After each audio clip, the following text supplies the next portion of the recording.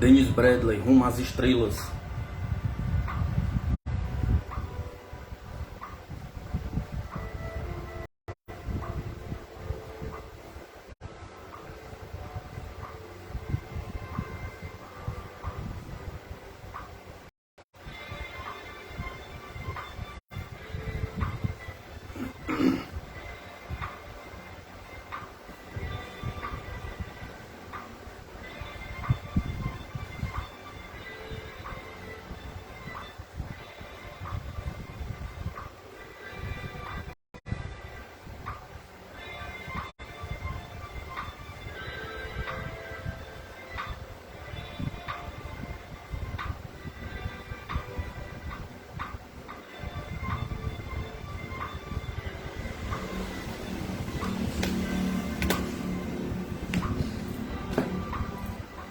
Intercâmbio mental entre dois mundos. Se voltarmos às páginas desse livro, veremos que no capítulo 6 da primeira parte, que os acontecimentos ali relatados ocorreram na mesma data em que Johannes nos deu esta preleção filosófica. Foi um dia reconfortador. Em Hertfordshire, eu havia passado uma manhã assombrosa. À tarde, gastei lutando contra a estupidez do senhor George Hall, os cinco estavam em Chelsea, tomando chá com Madame Travis Smith. Seguiu-se depois uma discussão sobre a inteligência esotérica. Em seguida, outra discussão sentimental após a ceia em Dorincourt, que se prolongou até às 11 horas. Sozinho depois disso,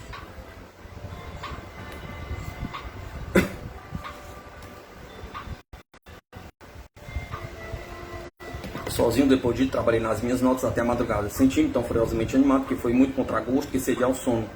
Na sessão que celebrei com Madame Travis, eu estava com duas perguntas no bolso. Bradley, poderia explicar-me, Johannes, por que os espíritos já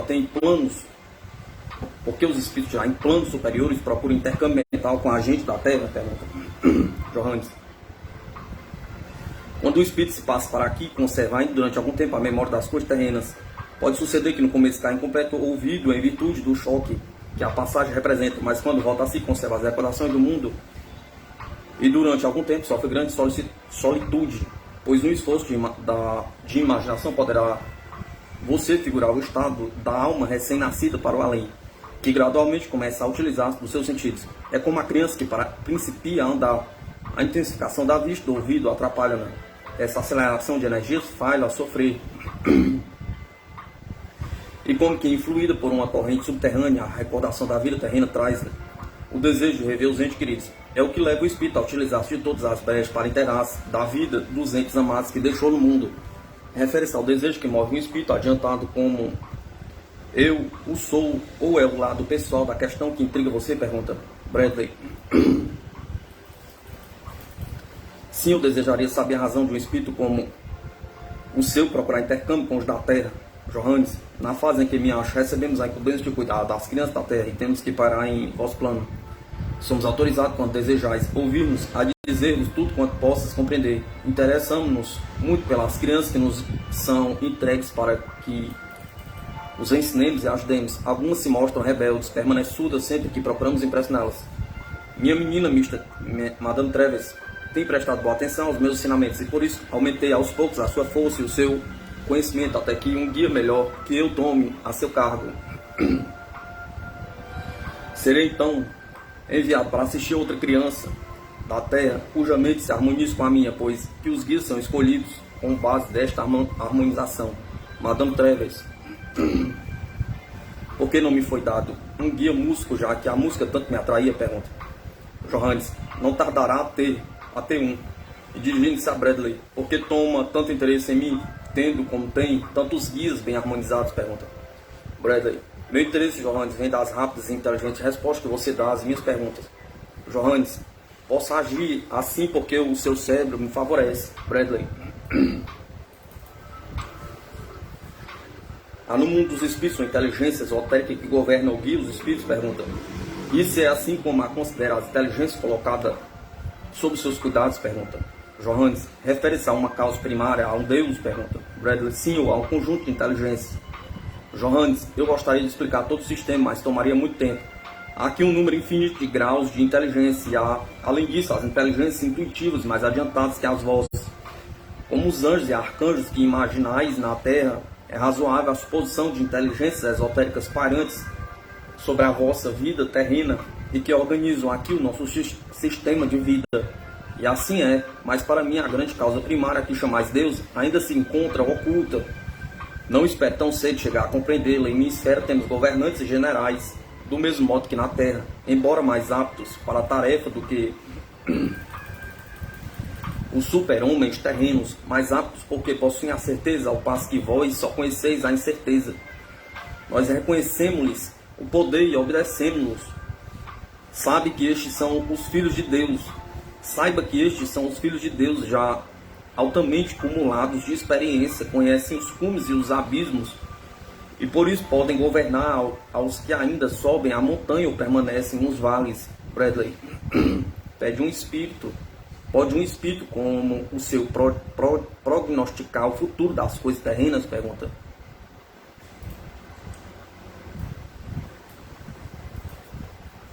Johannes, se posso prognosticar, ou se o futuro pode ser prognosticado? Pergunta. Bradley, se um espírito como o seu de outro guia pode prognosticar o futuro? Pergunta. Johannes, há guias com estudos da ciência que permitem prever o porvir. São tão importantes para nós esses guias como para os da Terra são os astrônomos, mas possuem mais segurança que os astrônomos, os quais muitas vezes lançam conclusões sem provas suficientes.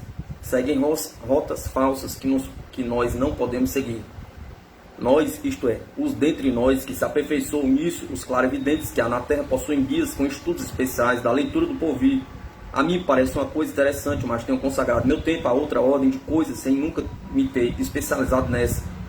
Astor lê o futuro melhor que eu, não encontro interesse no caso.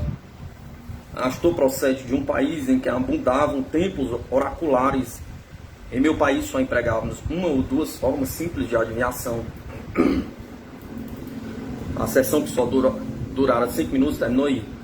As razões dadas para justificar o intercâmbio mental entre os espíritos e a gente da Terra parecem ilógicas e aceitáveis. Nada mais natural que em outros planos, os que envolvem ao estado de espíritos desejam comunicar-se com entes queridos e deixá-los na Terra. Além disso, segundo Johannes, no mundo do espírito destina-se guias que nos facilitam o conhecimento, guias que podem dizer-nos tudo quanto podemos compreender. O quanto desses ensinamentos está na dependência do grau da mente humana. Minha pergunta a respeito da inteligência esotérica teve boa resposta. Seria muito presunção pretendermos chegar à compreensão total do grande esquema da existência antes do transcurso de séculos e séculos de experiências preparatórias. Problema da eternidade. 10 de janeiro de 1924. Um mês se passou depois da minha última sessão com Madame Treves, a qual havia saído de viagem. Só no começo do ano novo podemos outra vez reunir-nos. Tivemos uma sessão em que propus a Johannes 3 perguntas. Bradley, Johannes, tenham 3 perguntas a fazer, vindas em carta do meu filho Denis. Primeira, se na outra vida vamos progredindo sempre, que acontece quando chegamos ao pináculo? Pergunta Johannes. Posso responder a isso, porque é problema concernente à segunda morte. Isto é, aqui sucede, aqui a alma. O ponto supremo da evolução é alcançado quando chegamos a tal apuro que podemos dissolver-nos no ambiente. Então só existirá o espírito que passa a existência intuitiva, na qual o conhecimento de nada serve. A vida converte-se inteiramente em intuição. Bradley, já passou você a essa fase da segunda morte? Pergunta Johannes. Não. Em 2000 anos só cheguei à fase da memória coletiva, não ainda a intuição. Se já estivesse nesse ponto, eu não poderia guiar um ser humano. Muito tenho que aprender ainda. Bradley. A segunda pergunta de Denis é: como é possível explicar a eternidade? Pergunta Johannes. Meu amigo, a eternidade nos envolve. Seu símbolo é o círculo, é a massa que cria e move sem cessar, que mudará sempre, mas nunca deixará de ser. Isso é a eternidade, não a vida imperitura da alma, mas a existência do universo. O universo não será sempre o mesmo, segundo sabemos aqui, não pode desaparecer, segundo o conhecimento que adquirimos. Bradley. A terceira pergunta é esta: espera Deus que os cristãos iniciados se conformem com o credo da Igreja Católica ou outra qualquer? Pergunta Johannes. Não posso daqui seguir suas ideias porque não compreendo de modo perfeito as crenças humanas, mas não é essencial para nenhuma criatura que se conforme a qualquer credo religioso. As crenças advindas desses credos são esteios úteis às criaturas demasiado fracas para sustentar-se a si mesmas.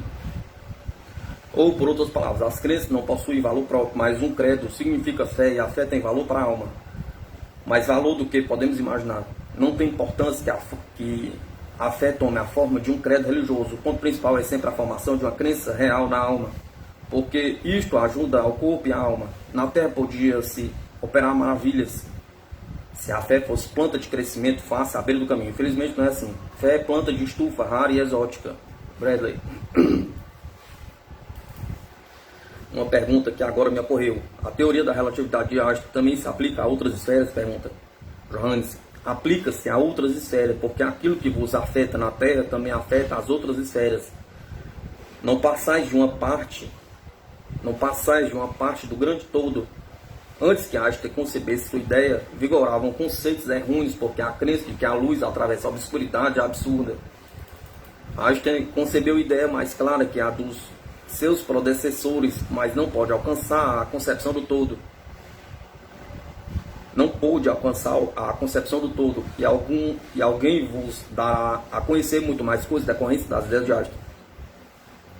A luz é essencial, mais sutil do que imaginais. A luz é a essência mais sutil do que imaginais. É a posição dos planetas, e a posição dos planetas muito variará antes que sejais capaz de medir as distâncias reais que os separam. Einstein vos pôs no caminho da ciência da luz, que agora caminhará. Mas muito tempo se passará antes que alcanceis algum conhecimento de valor na ciência ainda tão nova. Está recém-nascida, e o que tem a vir é obscuro. Porque em virtude da visão falha que tendes, a vez que ficar em suposições, Bradley. Nem eu, nem Madame Treves, nada sabemos a teoria da relatividade de Einstein. Johannes, sei disso. Mas eu tenho clara compreensão do assunto sobre o qual poderia discorrer muito tempo. O difícil seria saber por onde começar. A matéria exige cuidadoso preparo das vossas mentes. As descobertas humanas não deixam de divertir-me. Parecem muito simples vistas daqui. Einstein me sugere a posição do primeiro homem que descobriu a redondeza da Terra. Sua teoria é elementar. Apesar disso, os homens erguem os braços assombrados quando ele a apresentou. A luz vai ao futuro ser um dos pontos mais excitantes da ciência. Aos poucos os homens aprenderão que as estrelas não são de nenhum modo como eram representadas antes de Einstein. Todo o mapa dos céus mudará e então será compreendido o valor dos raios luminosos. As direções da luz se alterarão muitas vezes. Bradley. Pode dizer-nos se existe vida nos outros planetas? Pergunta. Se são habitados? Pergunta Johannes. Já sabeis que existem outros mundos como o vosso. O vosso é uma etapa da viagem, mas há outras. Já vos disse, meu caro, que as estrelas mais jovens que vos aparecem azuis são as mais altas habitações das almas. As estrelas mais velhas são menos vitais, e os seres que na Terra não se desenvolvem suficientemente vão para esses mundos mais obscuros como os próprios, para as evoluções mais lentas, quando os espíritos que se comunicam convosco, falam de trabalho incessante, querem dizer que a vitalidade de suas existências está aumentada pelo fato de viverem em planetas mais jovens, mas carregados de vitalidade, nos quais as coisas evoluem mais depressa que aqui. Espero que compreenda isso. A sessão terminou e em sua resposta à primeira questão de Johannes, novamente alude à segunda morte, na qual a alma já suficientemente desenvolvida dissolve-se em puro espírito e dá começo à vida da intuição.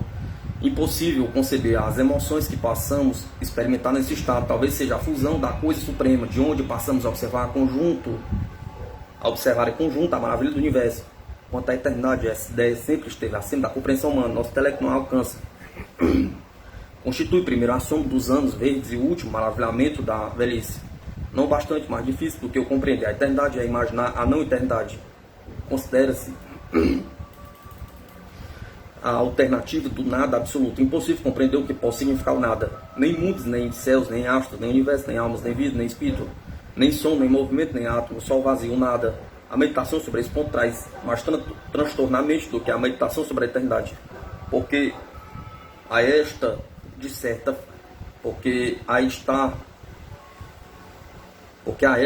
forma, sentimos ao passo que de forma nenhuma sentimos o nada. A pergunta que fiz sobre as ideias de Einstein foi uma brincadeira que me ocorreu no momento. A vida é muito curta e há uma multidão de coisas que ignoro por completo. Uma delas é a teoria de Einstein. Sem prestar nenhuma atenção, tenho-a visto várias vezes em debate. E justamente por isso fiz a pergunta, mas sem dizer que não possuía nenhuma ideia a esse respeito.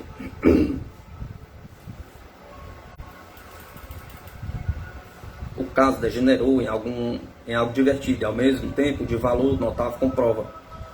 Como se explica isso pela teoria telepática? Pergunta. Nem eu, nem Madame Travis tínhamos nenhum conhecimento do assunto, e no entanto a resposta de Johannes não nos foi dada com maravilhosa rapidez. O manuscrito a lápis desta sessão constitui uma interessante curiosidade. O acesso à verdade eterna, 7 de janeiro de 1924.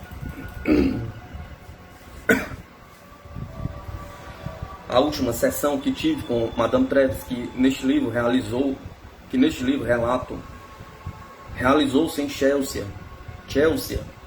Eu me sentia terrivelmente cansado, não desses estudos que me são fascinantes, mas do esforço físico que me custavam.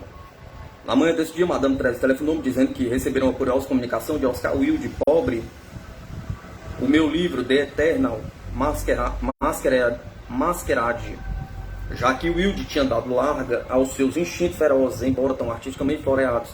Na crítica feita a Hard, Meredith, Shaw, Bennett, Maury e Joyce, não havia razão para que me poupasse, nem a razão para que eu me ofenda. A matéria só me inspira curiosidade. Eis a comunicação obtida pela Madame Travis. Oscar Wilde. O homem interior é afogado pelo exterior. Esse exterior é coleção de farrapos de cores vivas, de que se desprende a tristeza das ideias ressecadas e caducas. Mas aqui encontro, conjuntamente com esta penumbra, um brilho polido, como que eu enfeitava meus pés quando a passeio pela Bond Street. O efeito produzido é dos bailes, a fantasia, onde os trajes são trajes de eras passadas e tudo são perfumes, murchos e murchas, paixões. Tudo se desbotou, mas posso aprender a essência da delicada caduquice.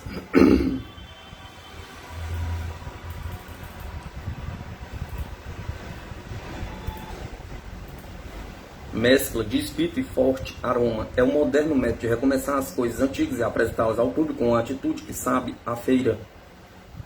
Parece-me que a história adquiriu uma cor completamente nova. No meu tempo, a história consistia nos volumes de capa negra que enchiam as horas tão mal gastas da nossa vida colegial. Vejo agora uma luz diferente, pois em cada capítulo encontro a ataviada de um vestido novo e a abrir caminho através de um número infinito de régias, marionetes. Pausa. Vou continuar por mais um pouco, porque tenho vontade de falar do espírito prodigiosamente moderno que fez este livro. Parece-me que o autor está persuadido de que ele há um tempo historiador e crítico das atitudes do momento. Enganar-me-ei? Pergunta. Mas se considera autor anedótico, este cavalheiro teria agido melhor, recolhendo-se. Querida senhora, vós que tendes o senso do humor, podeis compreender o valor exato do meu epigrama. Não se confunde com coisa nenhuma o que emana do espírito com inteira liberdade. O epigrama é o filho de um espírito que se deleita em colocar diante do auditório a verdade vestida de mentira. Esse personagem que tanto se esforçou por ser epigramático apresentou a mentira sobre as vestes da verdade, mas não mentiu com a sinceridade desejada. Já que o público me considerou o criador da epigrama, não deixe de ser justo que eu lhe dê conselho sobre o assunto, que ele sempre se certifique de que a base do que diz é verdade, no sentido em que o público a toma e que a expresse vestidas com a mentira, mas a mentira perfeita e consciente, não a mentira ligeira. Já num dos meus livros eu disse que a mentira nada vale se não é consciente. Confesso que o juízo crítico de Wilde é muito divertido e tem realmente o sabor das suas obras. O interesse dos seus juízos críticos póstumos está nisso. São infinitamente mais vívidos do que as suas antiquadas comédias. Sem tomar séria discussão, podemos dar uma assentada à sobrevivência da personalidade de Wilde, que quando se crê o criador do epigrama, de novo revela que a sua mórbida egolatria e o seu culto snobismo. Disto conclui que a preguiçosa ignorância de Wilde impediu de ler William Congreve.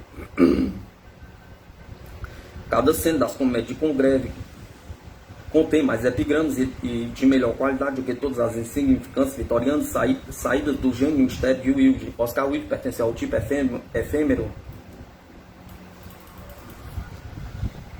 que resplandece o momento no apogeu da hipocrisia e logo murcha tanto mental como espiritualmente. A mentira adornada, entretanto, ainda o eleva. Fecho que ele é de uma geração que representou tão mal. Do que ele comunica, deduz que o seu desenvolvimento está estacionado. Continua adstrito ao mundo do pensamento que deixou para trás e ainda se aferra à mentira adornada, preferindo a elegância nua, de forma perfeita, na verdade. Não é cavalheiresco torturar uma alma em volta em sombras, mas também as sombras merecem lições. Há 2 anos tive a desgraça de assistir a uma representação de uma mulher sem importância, simples por puerilidade patética. Quando depois disso houve a reprise da importância de ser formal, todos sentiram que era uma obra sem possibilidade de ressurreição. Tais comédias não servem para coisa nenhuma, não tem vida, só revela a decadência já adiantada do espírito do autor.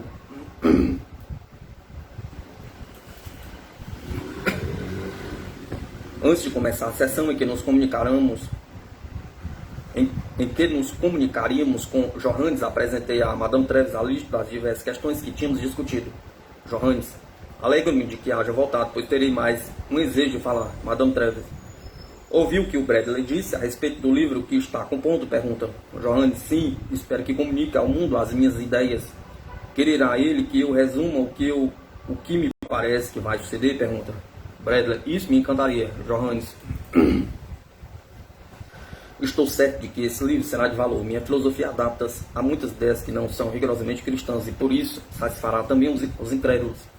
Tenho muita confiança em que despertará o interesse das pessoas que nunca ouviram nossas palavras, porque, preste atenção, é impossível comunicar a verdade senão por intermédio de mente que afine conosco. Quando existe algum preconceito definido, não podemos transmitir a verdade por meio de palavras, porque a mente que as recebe não as aceita. Você e minha filha, Madame Treves, possuem a mente aberta e por isso a impressão que sobre ela causa minhas palavras é algo definido. Bradley: quer dizer-me que método de comunicação tem mais valor? Pergunta. As sessões celebradas com assistência de várias pessoas e nas quais se dão manifestações físicas ou é isso que fazemos puramente mentais? Pergunta. Johannes: interessa-me igualmente pelas 2 formas, pois uma seria inútil sem a outra. Aqui no além discutimos essa questão com tanto fervor como vós na terra. E admitimos que para convencer o mundo temos de aperfeiçoar o emprego de que chamais ectoplasma, pois que na terra a vista convence mais do que o ouvido. Na realidade, entretanto, o que vem pela vista é o mais tosco. O ouvido guarda relação estreita com a mente, mas para cimentar nossas comunicações com o mundo é importante. O importante é começarmos pela vista. Suponho que no decurso de uns tantos anos as formas ectoplasmáticas vão tomar grande desenvolvimento. E aí damos aqui muitos cuidados, pois que na Terra há muitos poucos homens dispostos a atender à nossa filosofia, mas quando encontramos um auditório predisposto, nem sempre encontramos um instrumento adequado. Um instrumento ou médio traz muita confusão, tanto para o pensamento daí como para o daqui. Tenho de advertir, além disso, que esta confusão é aumentada por alguns comunicantes que têm de pedir a ajuda dos guias em todas as sessões. O guia é uma ponte que resistia ao peso das partes que se aproximam dos 2 lados.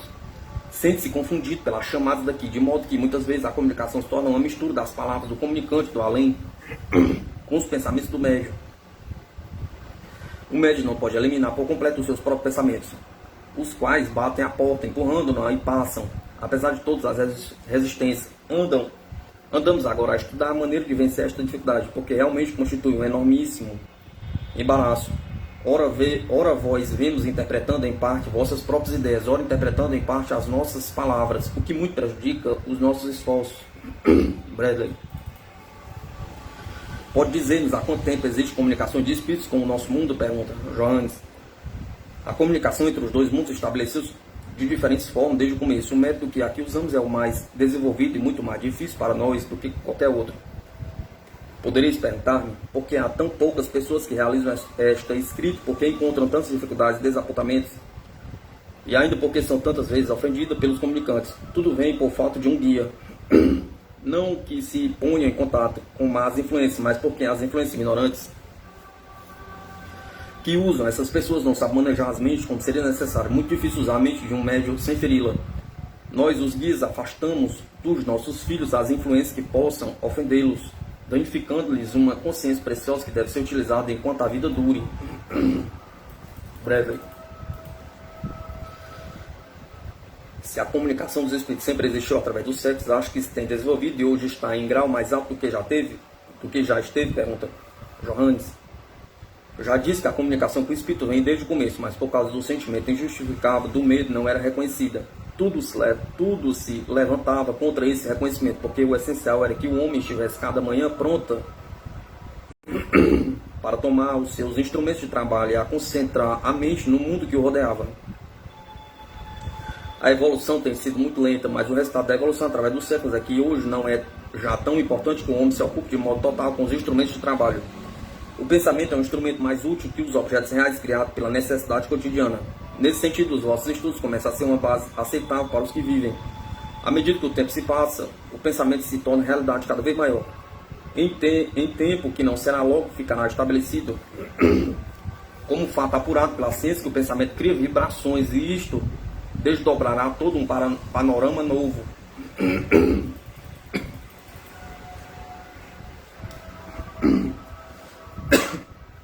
Esse avanço está próximo. Já se admite o pensamento como algo suscetível de cotação.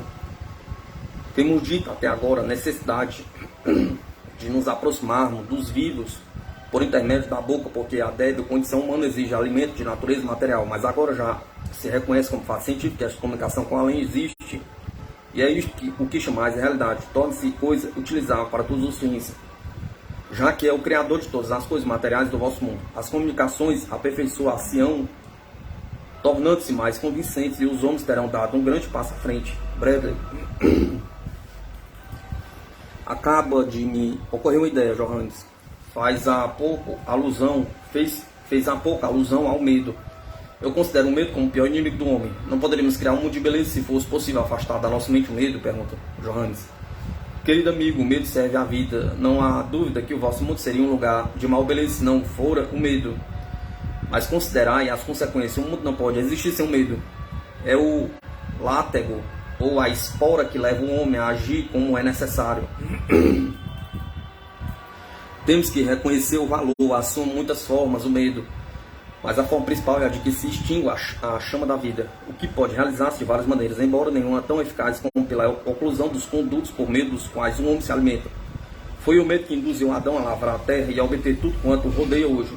Vós de hoje sois os depositários de uma grande herança, toda ela devida à ação do medo. Está compreendendo o valor de um sentimento que classificou de inimigo do homem? Pergunta Bradley. Sua resposta causa-me absoluta surpresa e me confunde, não porque não seja logicamente aplicável às emoções terrenas, mas porque nega a minha visão do que podia ser este mundo. Mas, como considerais artificial, fico admitindo que só é aceitável num mundo inteiramente artificial. Breve pausa. Outra questão me veio do debate com Madame Treves, antes da sessão de hoje. Uma questão pessoal. Que ideia forma de Oscar Wilde? Pergunta. Como julga a sua vida terrena, a existência que ele leva agora? Pergunta Johannes. Agrada-me essa pergunta. Estava querendo falar dele, porque o tenho impedido de vir de outras vezes em que tenta aproximar-se. Sinto por Wilde um grande desprezo, tanto pela sua vida na terra, como pela que leva hoje, depois de haver abandonado o corpo. Ainda não pôde largar completamente o corpo, ainda está aferrado às suas infelicidades privadas. Tiveram na vida múltiplos motivos para espiritualizar-se. Havia herdado uma tendência até certo ponto mórbida que o levou à prática que o arruinou, mas isso constitui para seu espírito uma incomparável oportunidade para a ressurreição. Sua mente é muito curiosa, plena das ideias que lhe iam determinar a ruína. Não alimentava nenhum pensamento para o homem interior, completamente, que era dominado pelo egoísmo. E depois que defrontou a grande oportunidade, deixou-se lá levar pelo relaxamento e a gluteneria, por essa lassidão que é o irremediável fracasso dos homens. Jamais proporcionou à sua parte vital um desejo de reerguimento, e embora não possa lisonjear-se de ser um grande pecador, podemos tê-lo como uma das almas mais preguiçosas que vieram ter aqui. Bradley. Em que estado se encontra hoje? Pergunta Johannes. Foi enviado para uma esfera de menos vitalidade e, em vez de fomentar as suas energias, vive a remoer-se da situação e assim continuará ainda por muitos anos. Bradley. Quero fazer uma derradeira pergunta, esta de alta relevância. Já sabe que compreende o valor da fé, sem a qual nada conseguimos. Nenhum inventor realizaria seus inventos se não tivesse fé em suas ideias, as quais acabam materializando-se e sendo aceitas. Como podemos aplicar a fé às investigações e ideias psíquicas? Pergunta Johannes. Esse é ponto da maior importância, Bradley. Como é possível aceitarmos a fé das várias religiões até se seus ministros justificam ou estimulam a grande iniquidade da guerra? Pergunta Johannes. Sim. Creio que compreendo o vosso embaraço. As religiões ou crenças, como digo, são absolutamente necessárias para a grande maioria dos seres humanos.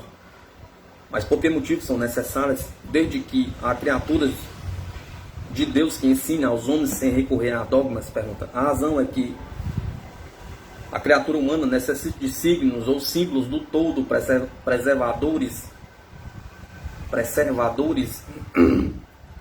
de um ideal que é um atalho para a fé. O perigo de todas as religiões está no se destruírem a si mesmo, dando corpo a doutrinas contrárias à razão humana. Apesar disso, esses símbolos devem existir porque o homem é uma criatura transitória e enquanto vive nada de melhor pode fazer do que alimentar qualquer gênero de fé.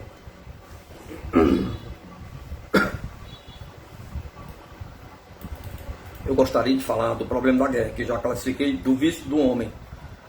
A religião apresenta esse vício como coisa heróica que não pode obrar de outro modo, já que é impotente para ir de encontro ao caráter das nações. Entretanto, não podemos admitir que pelo fato de não conseguir estipar o maior dos males, a religião não seja algo essencial para o homem. Leve diante de si num corredor escuro um facho de luz, embora luz que vacila às vezes.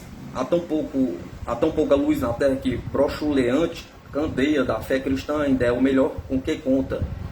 Por esse motivo, não há razão para desprezá-la a fundo.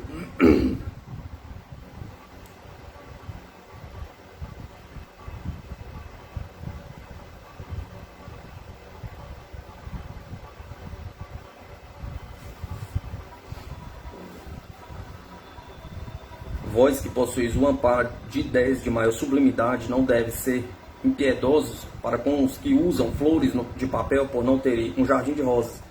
Não defendo nenhum dos créditos terrenos, sabendo como sei que justificam a guerra, a mentira, a ganância, mas também sei que produzem fé e a fé aproxima o homem da vida eterna. Sinto-me inábil para dizer do efeito extraordinário que esta sessão puramente mental me causou.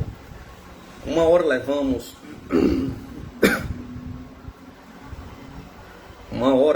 nela e os escritores poderão compreender o que isso significa.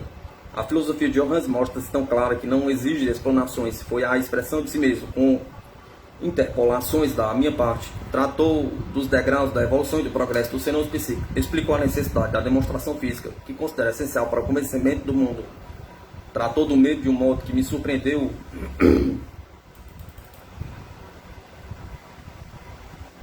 e que nunca me ocorreu. Manifestou seu desprezo pela lassidão e gula de Wilde.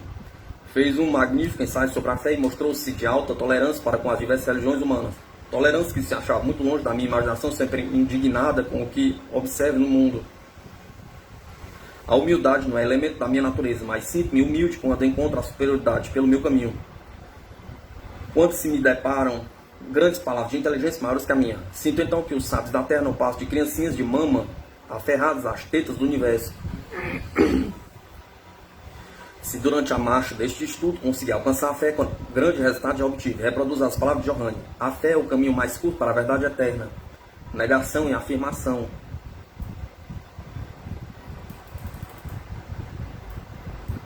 Dezembro de 1923.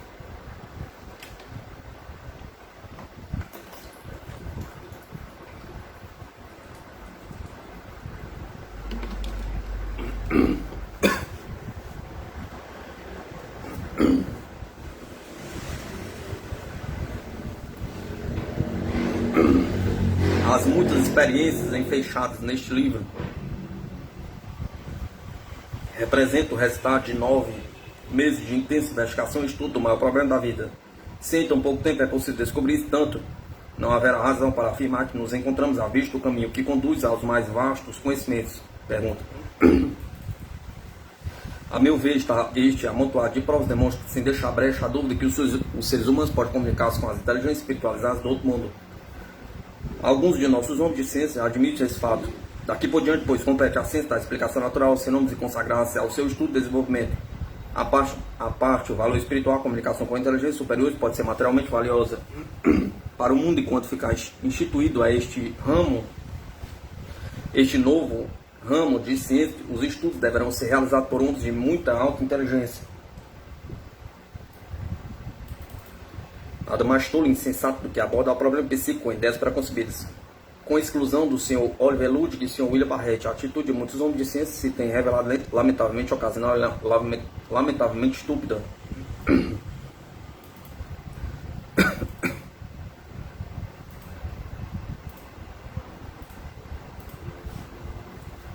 Desta atitude absurda, filha de mentalidades mesquinhas, tive exemplo em 1923, quando Malcolm Beach, diretor do Scientific American, foi, por essa publicação, encarregado de investigar o fenômeno psíquico. Mr. Biggs veio à Europa e fixou o prazo de 6 semanas para penetrar no enigma cuja verdadeira solução só Deus conhece. Malcolm Biggs obteve na Inglaterra e no continente toda a sorte de facilidades, graças a Madame Willard Mackenzie, do British College of Physics, Science e outros estudiosos da matéria. Cortesia que usam para com os investigadores de boa fé. Biggs tomou nota das sessões. Aqui compareceu e publicou na América um livro intitulado Minhas Aventuras Psíquicas. Essas aventuras consistem em umas 10 experiências, em nenhuma das quais foi decepcionado. Apesar disso, do começo ao fim, a sua atitude revela uma predisposição francamente hostil. O livro merece análise porque é significativo da imensa multidão dos materialistas céticos.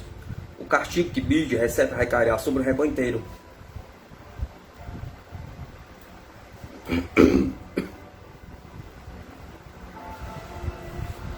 Em seus ocasionais momentos de sinceridade, Mr. Biggs condena-se de modo absoluto. O representante do Scientific American limitou-se a um só problema, que totalmente considera o mais importante. Diz que só pode conceder valor demonstrativo à produção de fenômenos físicos. Concede, portanto, suprema importância à mais baixa forma de manifestação espiritista. Essa declaração colocou no estúpido rebanho dos de mente tão pouco desenvolvido que só se impressionam com o que podem ver e apalpar. Sempre que Mr. Biggs se vê obrigado a contestar os fenômenos mentais, fracassa ignominiosamente. Para ele só vale o fenômeno físico, e seu ajuizamento dos médios só depende disto. Não dá nenhuma importância ao valor mental dos médios. Dá relevo a um fugaz exame do notório como sendo estudo de uma matéria que requer reflexão profunda e intuitiva. No capítulo em que descreve fenômenos de insignificante interesse espiritual, entusiasma-se e contra a vontade de chegar a comover-se. Brilhante sessão com Powell.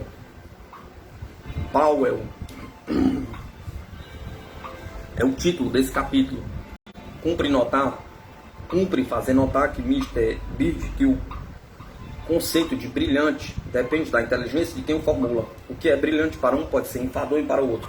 Com grande espalhafato, descreve extensamente como amarrou o médio Evans Powell, de modo que não pudesse mover-se. Produziram-se fenômenos físicos. Mr. Biggs opinou que Mr. Powell era o melhor dos médios ingleses, mas ainda esta admissão não ficou fora de dúvida. Biggs atou o corpo de Powell a uma cadeira e lacrou-lhe os dedos, depois de enrolá-los com um barbante. Concluída a sessão onde se deram manifestações físicas, ele classifica de notáveis. Biggs verificou que Powell permanecera firmemente atado, mas ao desfazer as ataduras notou que o barbante estava rompido. Lamentar-se de não haver presenciado o ato da ruptura e observa: dei mais tratos à cabeça quando este incidente do que a tudo mais que observei em minha estada no estrangeiro. Magnífico, pondo-nos a imaginar o pobre Mr. Biggs passando noites em claro a pensar no barbante. mas não tem razão para lamentar-se, pois que no mesmo capítulo reconhece a dúvida dos seus argumentos.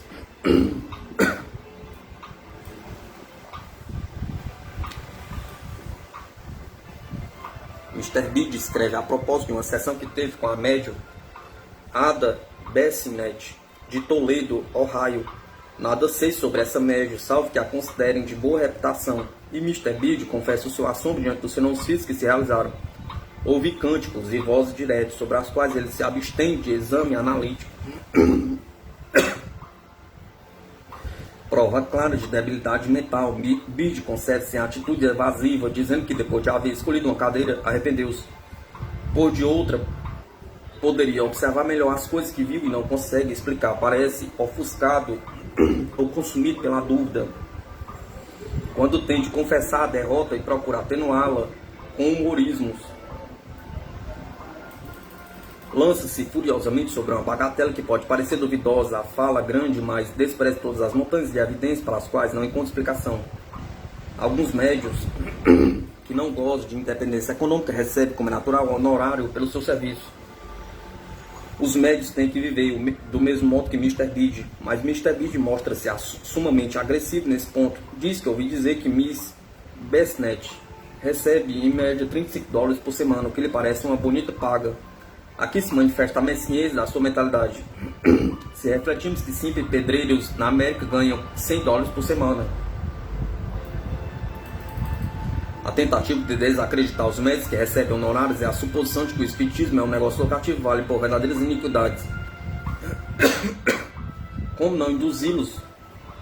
Como não indenizá-los do tempo que perdem e da vida inteira, às vezes, dada ao estudo? Pergunta. O arcebispo de Canterbury recebe $10.000 por ano como médio que é da igreja, apesar de Cristo ter se contentado com muito menos. Com base em minha experiência, posso declarar que os médios genuínos não são de nenhum modo mercenários materialistas e sentem profundo respeito pelos aspectos espirituais. No decorrer de minhas investigações, a soma total que paguei aos médios não chegou a 20 libras esterlinas. Em sua obra evasiva e imprudente, Mr. Bede não trata dos fatores mentais. Confesso que a única demonstração que o pode convencer é dos fenômenos físicos. Sem embargo, quando numa sessão trivial, por ele descrita que nada lhe custou, latas, barris e bancos saltaram pela sala. Nem isso satisfez. Semelhantes exibições irritam e repugnam minha alta concepção da inteligência do espírito, mas para Mr. Bede era o que ele mais desejava conhecer, e contradisse. No começo declara que consideraria as palhaçadas psíquicas como seu circo espiritual. Depois se mostra desiludido de que os shows não aparecem sérios e dignos. Esse Mr. Bede é um cão de maus bofes. Procura ossos físicos e quando os consegue admira-se de não achar neles substância. Então, tais exibições físicas desagradam os investigadores inteligentes.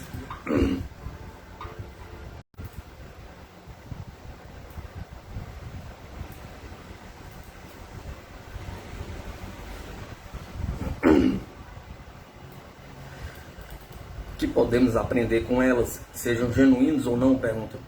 Claro que nenhuma filosofia de altas consequências como substituto de qualquer religião existente será algo desagradável e absurdo. Poderia, por exemplo, a manifestação de campainhas que tilintintam no ar substituir a ilusão espiritual da missa dos católicos? Perguntam. E quando Bede abandona a parte física, esforça por estudar ou explicar os aspectos mentais do psiquismo, faz de si próprio uma triste exibição. Em certa passagem, diz que a maioria das mensagens do além reza assim: meu querido, sou muito feliz de comunicar-se contigo. Estou velando por ti. Que prazer isto me causa. Tenho que me retirar. Procure-me de novo. E mais adiante. A riqueza de detalhes é muitas vezes impressionante. Está muito além da possibilidade de ser explicado por conjecturas. Nem é possível que o médico conheça tais detalhes. Como explicar estas contradições? Pergunta. Aparentemente, Mr. Bede não possui parentes mortos com quem deseja comunicar-se, ou se os tem, esses parentes com muita sabedoria o evitam. E Bede desvaira incoerentemente sobre a teoria telepática e do subconsciente. Em uma das sessões, imagina reconhecer a descrição de sua avó, mas como não pode adquirir a certeza, irrita-se e trata todo o assunto com a maior leviandade. Em outra sessão, admite que a descrição dessa avó está conforme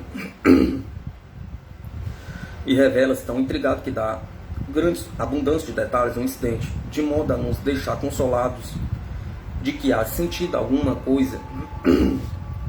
Embora seja a sua íspida avó, não diz que ela lhe haja falado, de modo que aparentemente ambos se tratam com um silencioso desprezo. Apesar disso, de retorno à América, o silencioso espírito abrandou-se, pois, com tola seriedade, Mr. Beach conta que em certa sessão recebeu uma breve mensagem escrita em lousa e assinada avó. Dá prazer verificar que este Beach é humano. Por duro que se mostrasse uma mulher, o amoleceu. Sua avó com umas palavras escritas na lousa. Mr. Beach é um materialista in excelsis. Aéreamente repele as provas materiais que o grito de papagaio da telepatia. Com o grito de papagaio da telepatia. A telepatia é um inseto que lhe rói a mentalidade. Tem a mente rígida, as ideias estreitas e cristalizadas. Sua limitada compreensão revela-lhe a debilidade quando, nas primeiras páginas do livro, diz: ele insistir em levar a hipótese telepática ao extremo absoluto. Ele pode chegar ao extremo absoluto, mas como esperar que uma investigação, que um investigador científico faça descobertas ou contribua para o progresso do assunto, se o aborda tão hostilmente com tais predisposições? Pergunta.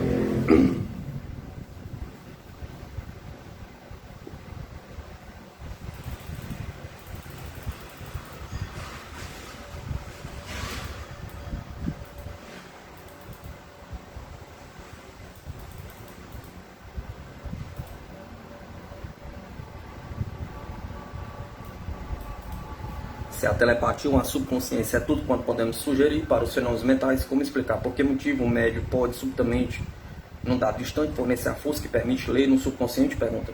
Isto requer uma explicação científica que não foi dada nunca e é tão insuscetível de ser dada como a da misteriosa força que permite a comunicação dos espíritos.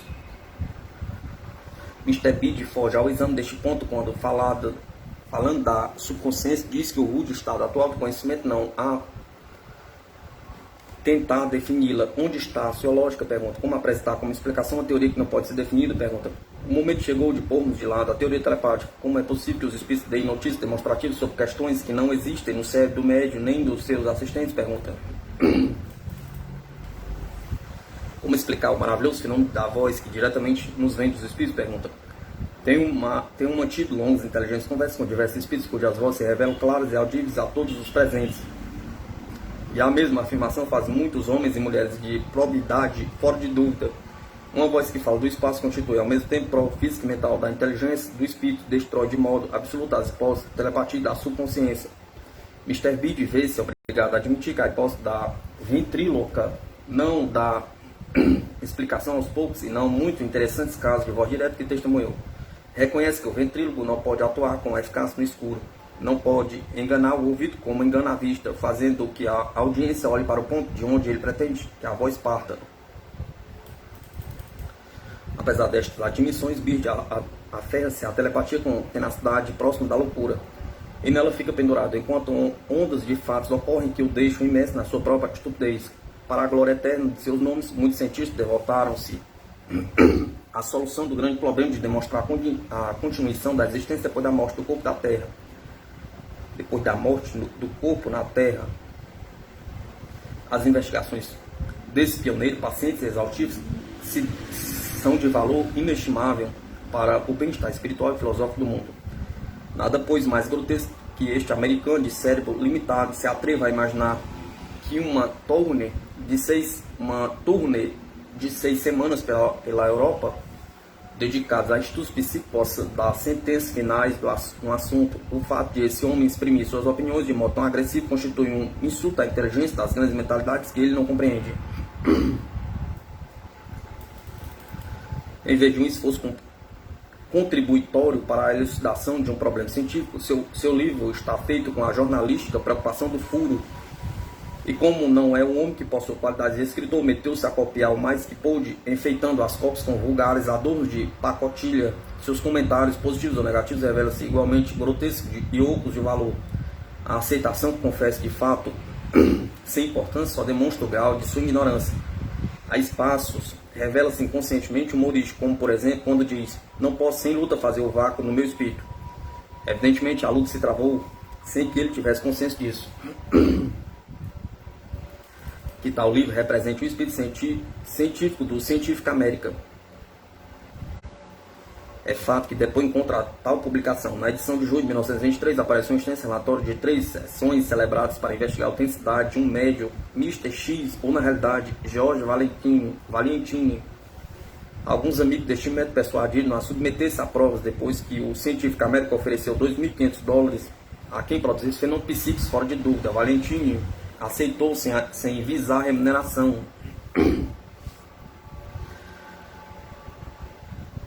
Apenas desejoso de demonstrar que possuía faculdades psíquicas. Provas nessas condições nunca dão resultados, mormente quando intervém o dinheiro. Já verifiquei que sempre que a coisa é colocada em bases excessivamente materialísticas, os resultados falham. O Dr. Garden Murphy, da Universidade de Columbia, e Mr. Kenneth Adres, de Nova York Herald, foram a Wilkes-Barre para dirigir as 2 sessões experimentais com Valentini. As sessões foram bem sucedidas, causando forte pressão no espírito dos 2 investigadores.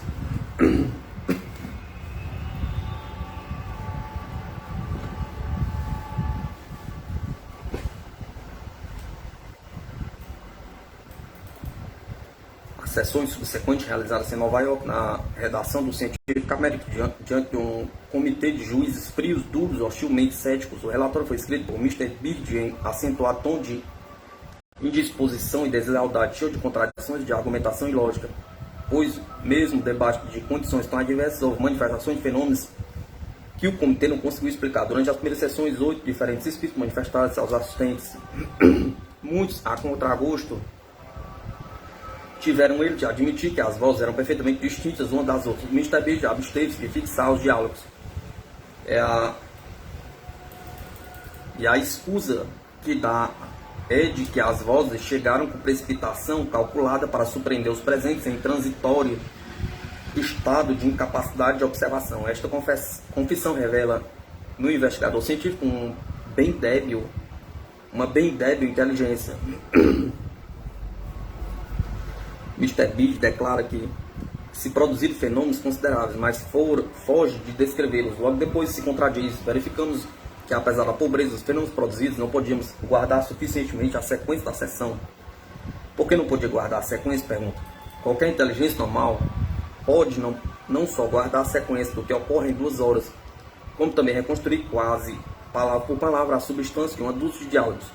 Se a memória de Mr. Bird é assim tão fraca, como será possível aceitarmos as suas conclusões devastadoras? Pergunta.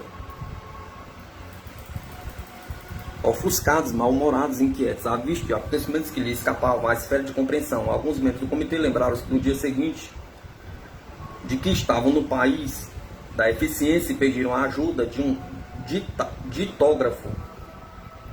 Veio o ditógrafo, que foi instalado às ocultas do médio com medo que os espíritos se aborrecessem ao defrontar esse produto do progresso. Um lance de gênio, não há dúvida. Um lance que lembra aquela de Bolt-Mealy, quando deu instruções a Deus para lhe mandar um telegrama segundo o código John Bull. Aparelho mecânico, que era o ditógrafo, asseguraria a imparcialidade. Na sessão voltaram a produzir-se fenômenos verdadeiramente notáveis, em que as vozes do além mantiveram conversação, mas embora o Científico América declarasse que fora tomada boa nota de sessão, não veio a público uma só palavra do que foi dito, nem foi dada a menor explicação do caso. Em vista do resultado inexplicável das sessões, o comitê convenceu-se de que tinha que fazer algo decisivo, e até Mr. Bird começou a mostrar-se nervoso. Antes de celebrar a sessão seguinte, contrataram carpinteiros e eletricistas que colocaram dispositivos mecânicos ocultos ao médium. A cadeira em que Valentini iria sentar-se foi disposta de jeito a eletricamente registrar na sala contígua todos os seus movimentos. Tais dispositivos foram arrumados à presa sob o acicate do desespero. pois mesmo a despeito desse mecanismo obstrutor e talvez perturbador das condições físicas necessárias à produção de fenômenos psíquicos, estes ocorreram. Houve numerosas manifestações, as vozes do além se revelaram perceptíveis, e Mr. Bid admitiu que manteve longo diálogo com um dos guias do médio, cuja voz vinha do alto da sala. Pois bem, este comitê, pela maior parte formado de materialistas céticos, descobriu que o peso do médio não tinha sido registrado durante um período de 15 segundos, e também em outros períodos de tempo variáveis de 1, 3, 6, 9 e 14 segundos. E com base nisto, o comitê negou crédito a Valentini. A escandalosa decisão firmou-se num ponto de absoluta insignificância que não prova nem refuta coisa nenhuma. O incidente serve apenas para demonstrar a estupidez e a feroz determinação desse grupo de jornalistas falsamente científicos, ávidos na exploração do sensacionalismo impresso. Com a maior ênfase, Mr. Bid ingenuamente declara que se o peso exercido pelo médico sobre a cadeira mostrou-se durante alguns segundos abaixo de 125 libras, isso queira dizer que o médium, nesses momentos, não se encontrava na cadeira.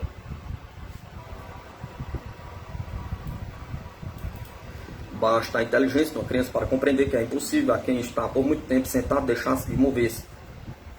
A mudança de posição descansa e alivia a tensão dos músculos, além de que é instintivamente que esse mudar de posição se dá quando há diálogos com os sons vindo ora de um ponto, ora de outro. Quem ouve, claro, que se volta para uma direção ou outra, a fim de aproximar-se da voz. Uma inclinação para a frente com as mãos apoiadas sobre os joelhos, basta para diminuir de metade a pressão do corpo sobre a cadeira. Há também a observação científica de que, quando um fenômeno se manifesta, o ectoplasma emanado do corpo do médico reduz o seu peso, em alguns casos até de 60 libras. Muitos trabalhos de ciência existem com investigações sobre este ponto. O científico americano teve o desplante de publicar com grande relevo de títulos o Paralelo Fatal, onde apenas se diz que o peso total de Valentini não foi registrado durante alguns segundos. Esses homens deram uma decisão condenatória, apesar de terem assistido a notados fenômenos de voz direta, debate de todos os controles possíveis, apesar de Mr. Bid haver dialogado com um além durante o espaço de tempo de 10 a 20 vezes maior que o espaço em segundos em que o movimento do médico foi registrado. Nada mais lamentável do que as contradições de Mr. Bid. Num ponto diz que as conversas foram breves, resumidas em uma frase. Em outros alude a longas falas ou diálogos que se mantiveram com as supostas vozes espirituais.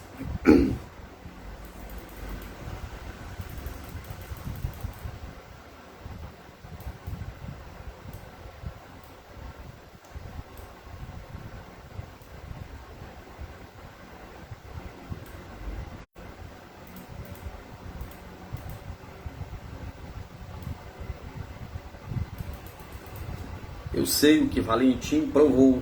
Eu sei que o científico americano nada provou. Toda a grande objeção se resumiu ao aferro e a essa palhinha da mudança do peso do médio. E com o maior desplante foi isso dado como prova acusadora. Nem sequer os raros momentos de mudança do peso coincidem com os longos períodos de manifestação das vozes. Se o médico se moveu durante alguns segundos e esse movimento se relaciona à manifestação das vozes, por que motivo os aparelhos registradores deixaram de registrar tais movimentos? Durante todo o tempo em que as vozes se manifestaram, pergunta. Se assim fosse, então seria possível estabelecer uma ilação qualquer entre os dois fenômenos. Pois, com base no grotesco relatório de Bid, o comitê teve a audácia de repudiar a autenticidade da mediunidade de Valentini. Com o conhecimento pessoal que tenho deste homem, minha opinião é que a maioria dos membros desse comitê não passa de perfeitos imbecis. Mr. Richard Howell, que se achava presente, afirmou que aqueles investigadores o haviam desgostado e aturdido. Pela imprensa declarou que o modo como trataram Valentini não somente foi cruel como injustificável, porque nem sequer levaram até o fim as provas. Outro ponto que deliberadamente a má fé de Mr. Bid esconde, Valentini trazia nos pulsos braceletes fosforescentes, visíveis na obscuridade. Esses braceletes luminosos não mudaram nunca de lugar. Como explicar isto à vista da teoria do comitê de que Valentini andou pela sala? Pergunta. O New York Times consagrou 4 coluna ao debate deste assunto em dezembro de 1923, 6 meses depois das provas, e publicou artigos de Conan Doyle e Bid. Conan Doyle meteu a riso a decisão do comitê e Mr. Bid reconheceu que 4 dos membros admitiam que, sob certas condições, era provável que se produzissem fenômenos psíquicos. Conan Doyle mencionou alguns detalhes das experiências que fiz com Valentim e Arlena Towers e disse no resumo: o comitê sem dúvida tinha que julgar de acordo com as suas próprias experiências, mas o público pode ampliar o campo de base ao julgamento. Eu cito as experiências de Mr. Dennis Bradley como de maior peso e favor de Valentim do que as feitas pelo comitê. Muito significativo que a resposta de Mr. Bede e a Conan Doyle pule sobre esse ponto. Como psicólogo, observador e investigador, creio que possuo muito mais conhecimento e experiência do que a maioria dos membros do comitê. E estou convencido de que Valentim é um dos maiores médicos do mundo. A maneira como o grupo do científico Américo tratou foi simplesmente vergonhosa. Essa publicação tinha empenhado em salvar os $2.500 prometidos. E sacrificou a verdade pelo dinheiro. Isso não passa de pura prostituição. A regra adotada pelos comitês investigadores é sempre a mesma. Cuidam de criar uma atmosfera tão hostil que evite a produção de fenômenos psíquicos de alto interesse. Se aceitarmos a existência de espíritos em plano superior, nós temos de imaginar que se recusam a prestar-se a palhaçadas dos materialistas céticos. O estado mental adequado ao cultivo dos estudos psíquicos é fazê-lo de espírito aberto, sem ideias preconcebidas e sem a teimosia da mentalidade dos asnos.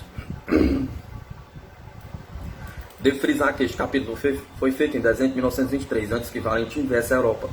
O assombroso acúmulo de provas que recolhi na presença de muitos dos mais brilhantes homens e mulheres da Inglaterra está fechado no livro 2, e demonstra maravilhosamente o poder mediúnico de Valentim. Volto a repetir que o tratamento dispensado pela agente do científico Américo foi o mais injusto. Atitudes como as dessa publicação constituem ameaça para o progresso científico. E enquanto esses peritos não estiverem em situação de abordar o assunto com isenção de ânimo, muito melhor que guardem silêncio. E deixem o estudo entregue às inteligências menos elementares e menos viciosas. A aurora de uma nova era.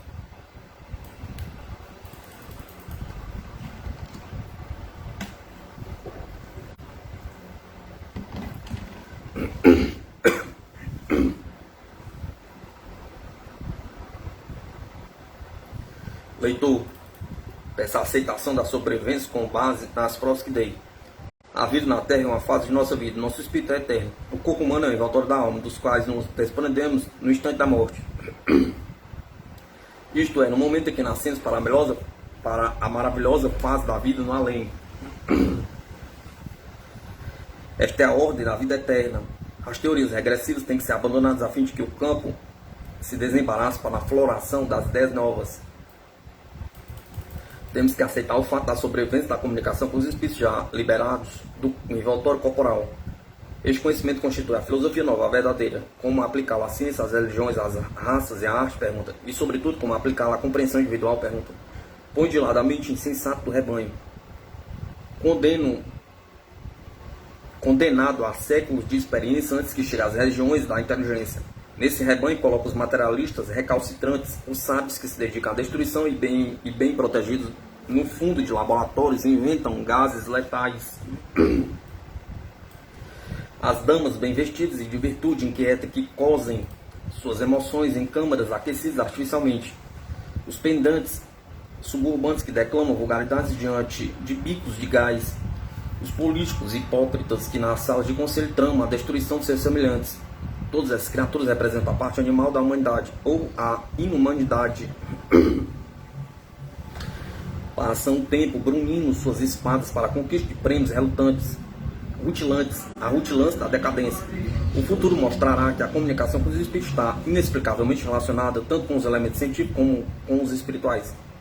Isto explica a função do médium. O médium é um instrumento receptor, por meio do qual se manifesta a voz de um espírito comunicante. Provei que estas vozes se ouvem e mantêm longas conversações demonstrativas de inteligência.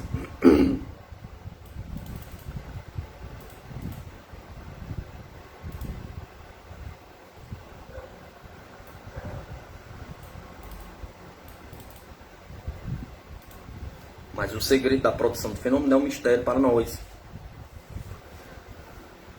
Lembra o da telegrafia sem fios, incompreensível, mas realizável. Apoio-me aqui nas revelações de W.A. e outras que aludem à delicadeza das vibrações psíquicas. Muito possível que haja uma corrente etérea que se estenda até outras esferas. Ao fazer essa conjectura, acode-nos que se há 10 anos atrás alguém falasse das maravilhas do rádio, provocaria sorriso de comiseração. Mistério ainda inexplicável. Não sou homem de ciência, não encontro sumamente difícil compreender como posso estar em minha casa e ouvir uma voz que fala na América. Coisa hoje de corriqueira realização. Embora eu proclame ter firmado com provas inatacáveis a comunicação real e audível com o espírito desencarnado, não creio que isso possa conseguir muito mais que os fenômenos físicos vulgares, tais como o movimento de objetos e a materialização de formas. Nos estudos psíquicos, os fenômenos físicos equivalem a brinquedos de criança. Temos o fenômeno da indução elétrica, lâmpadas que se acendem sem estar ligadas à fonte de energia. Temos o fenômeno da transmissão de sons sem nenhum condutor material. Se estas coisas se tornaram possíveis, é natural que os fenômenos produzidos pelas forças psíquicas se tornem suspeitos de causas similares. Só os fenômenos mentais serão aceitos no futuro. Só eles se relacionarão ao além. Se aceitarmos a sobrevivência do espírito, o médium tem que ser considerado uma espécie de receptor vivo.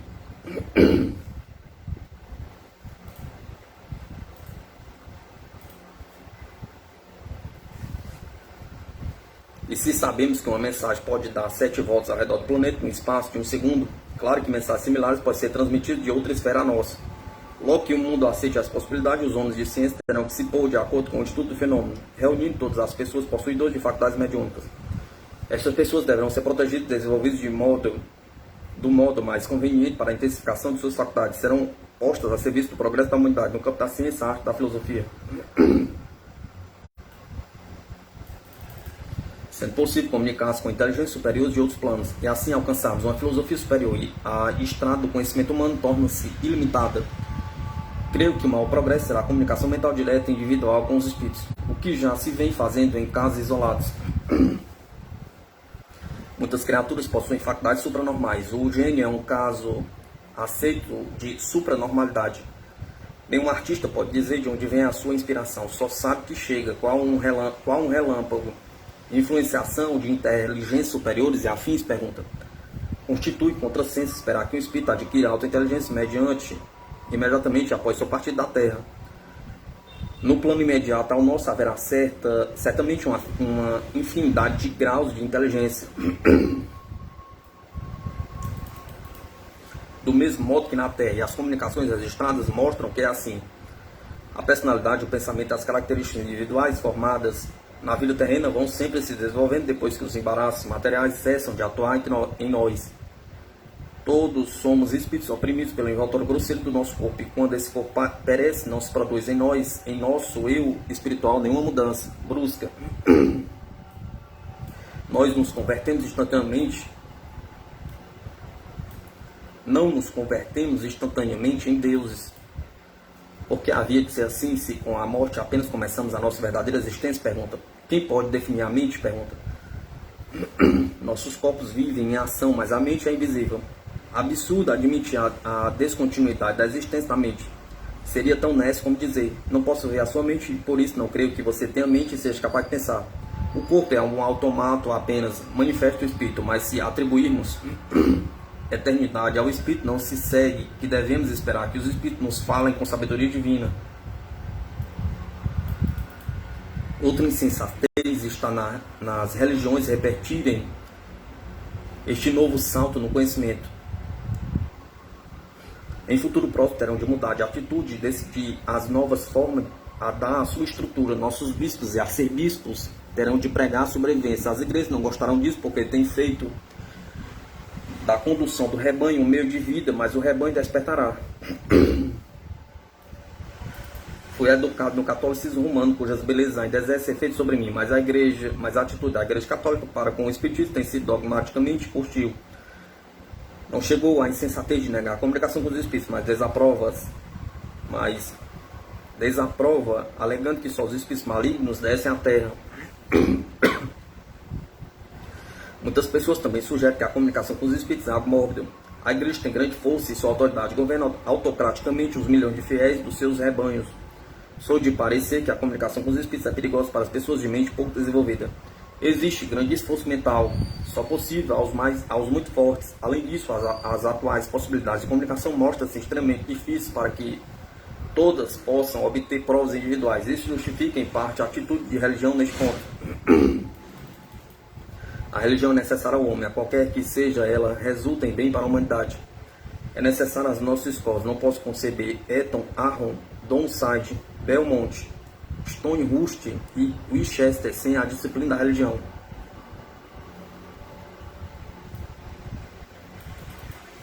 Seria absurdo que, por causa deste novo conhecimento psíquico, se alterasse religião que tem sobrevivido através do século. Trata-se, pois, de uma simples questão de aceitação e aplicação. Durante 2000 anos, a Igreja Católica fomentou a cultura artística. Sua parte sensual constituiu um maravilhoso atrativo. Beethoven, Weber, Gounod, Mozart e todos os grandes compositores deram a divina inspiração de sua música. O mesmo fizeram os grandes pintores, escultores e arquitetos. Há muita arte acumulada na igreja e seria vandalismo destruir essa grande criação só porque entramos na posse de um novo conhecimento, o qual em parte é confirmatório da ideia de sobrevivência de todas as religiões. Minha filosofia não terá transcendência, mas ofereço-a pelo que vale. Não posso aceitar nem aceitarei nunca uma religião que não condene a guerra como um crime pior que o assassinato. Enquanto as igrejas aprovarem esta iniquidade, só sentirei repugnância por esta hipócrita negação de Deus, dos princípios do Cristo, do amor e do amor à humanidade. O mundo tem que iniciar uma nova aprendizagem a despeito de todos os progressos materiais. Não passamos de pobres criaturas que procuram decifrar os mistérios da eternidade. O homem defronta a sua insignificância e a do mundo que habita quando reflete sobre a imensidão do universo. Em Harvard foi medida a distância de uma constelação, 6 trilhões de milhas da Terra. A luz tem velocidade espantosa de 186 mil milhas por segundo e os raios do Sol gastam 8 minutos e meio para chegar à Terra. Pois a luz dessa constelação, viajando a 186 mil milhas por segundo, levará 1 milhão de anos para alcançarmos. Este exemplo nos dá pálida ideia do infinito do tempo e do espaço e nos mostra que os poucos milhares de anos de desenvolvimento que temos na Terra não passam de uma simples fração de pensamento. Só uma coisa verdadeiramente grande o homem produziu: o orgulho, a presunção. Visto das alturas supremas, o nosso miserável pingo de planeta não terá mais importância do que um pequenino inferno ocupado por uma multidão de crianças selvagens. Temos de esforçar-nos para aprender um novo conceito da eternidade. Nossa ideia de espaço e tempo é muito relativa. Vemos que, por de lado da nossa arrogância, admitir que o tão famoso progresso da nossa civilização nada conseguiu de valor nos domínios do pensamento. Tudo quanto aprendemos na Terra, só o empregamos para o mal. Mas isso não é motivo para que desesperemos. Uns tanto 1000 anos constituem um momento mínimo da eternidade. Dentro do universo somos embriões e quando estivermos a dar os nossos primeiros passos, haveremos de ter horror às ideias que tivemos. Antes de qualquer coisa, é preciso curar-nos da disenteria do materialismo. Sem isso, não chegaremos à compreensão do Espírito Eterno. Quando o mundo entrar na posse de uma sabedoria superior, verá que ela é uma perfeita simplicidade. A virtude da vida deve ser o amor. A obra da vida deve ser a expressão do indivíduo e do desenvolvimento da personalidade. A doutrina do temor de Deus é um insulto à suma inteligência. Inferno e céu são visões que formamos em nós mesmos. A materialização de milagres, tais como a telefonia sem fios, a eletricidade, o rádio, foram possíveis graças à mediação do pensamento. O pensamento faz parte do espírito e é um instinto criador. Quem somos todos nós, senão indefiníveis partículas de protoplasma que, graças ao pensamento do homem e ao amor da mulher, deixam de ser átomos para converter-se em personalidades vivas, como extraordinários poderes para o bem e o mal? Pergunta. Desta partícula milagrosa que dentro de si contém um espírito, forma-se o corpo que nos envolve. No transcurso de nossa vida na Terra, a mente humana se desenvolve e nossos pensamentos vão inventando e criando mais e mais materializações que decaem quando chega o tempo. A parte material do nosso corpo é perecível, sua alma e a mente são eternas. A obsessão do materialismo é a desgraça do mundo.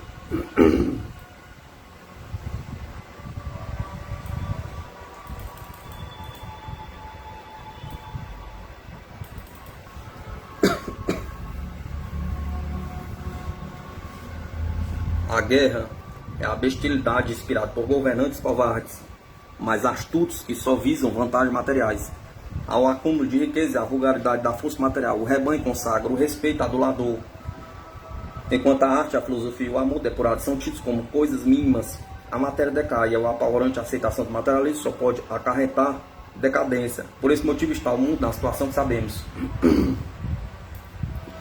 A civilização encontra-se no encruzilhado. O fumo do materialismo empanou todos os sinais dos caminhos. Um dos caminhos leva ao inferno da destruição, que é a guerra. Outro leva ao reino do conhecimento, de onde surge a paz. Os homens de ciência erguem-se na encruzilhada como diretores do tráfico humano. O pensamento desses homens decidirá sobre o caminho que o rebanho tomará. Entrada que seja no caminho da destruição, o heroísmo de nada valerá diante da matança científica. Mas entrada no caminho do conhecimento, a pobre humanidade vacilante encontrará de novo a virilidade. Qualquer que seja o caminho escolhido pelos homens de ciência, a mim pouco se me dá da sua decisão, porque sei que dentro do incompreensível desígnio da vida humana está uma sabedoria superior que não podemos conceber. Os seres humanos dispõem de livre-arbítrio para se desenvolver até certo ponto, mas quando o esquema total do pensamento está ameaçado, a inteligência superior revela-se com a sua influência guiadora. Este livro não passa que um prólogo. Havemos que baixar o pano antes que comece o magnífico drama da existência real. Não importa que em meu auditório haja nécios que olhem de soulaio, ou homens sensatos capazes de nobres emoções. Não sou nenhum missionário, não fiz mais que representar meu papel de espectador de um drama mental assombroso. Se eu quisesse impor minhas opiniões ao rebanho, igualar-me aos caudilhos vulgares que prostituem o pensamento. Mergulhei nas profundidades e subi às alturas, suportei as agonias da dor mental, experimentei os êxtases da alegria. Pouco se me dá a opinião do mundo, porque o mundo não pode dar opinião. Há 10 anos, esse mundo só revela a imunda mentalidade da destruição. Esse livro faz um bosquejo da sobrevivência humana, baseado nas revelações das vozes diretas dos espíritos. Que igreja que profeta jamais ofereceu tanto? Pergunta. Que realidade apresentará aos profetas do passado, além de vagas e imprecisas manifestações? Pergunta. Que realidade pode oferecer qualquer igreja? Pergunta. Que há de tangível nas promessas das religiões? Pergunta. Que há nelas mais que as promessas de uma vaga sobrevivência na paz inalterável? Pergunta. A inteligência humana tem o direito de exigir coisas mais substanciais. Pois aqui ofereço a prova de um além infinitamente mais sugestivo de que quantos já foram dados aos homens. Por um estranho concurso de condições tive desejo de sondar nas ocultas profundidades do conhecimento. Parte do que descobri está enfeixado nesta obra, e é tudo quanto posso conceber. Os que querem fazer da vida descoberta de valor podem fazê-lo, se sacrificam. Mas nada tenho com isso. A esplêndida compreensão das altas inteligências das outras esferas é muito atrativa, e a filosofia que captamos faz-nos sorrir das hipocrisias deste mundo. O amor livre das leis dos homens é a coisa suprema da criação. O ódio é o pensamento repugnante que só conduz à destruição. Amor ou ódio? Pergunta. Matéria de escolha. São os polos dos elementos espirituais e materiais. Nos grandes problemas relatados neste livro, limita a narrar fatos e a dizer como sobre eles, ou eu filosofo, apresento um balanço e deixo que os leitores formem sua própria opinião. É a parte que lhes cabe. A investigação que empreendi chegou ao fim. Já não me baseio em crenças. Eu sei. Fim. Dennis Bradley, Rumo às Estrelas.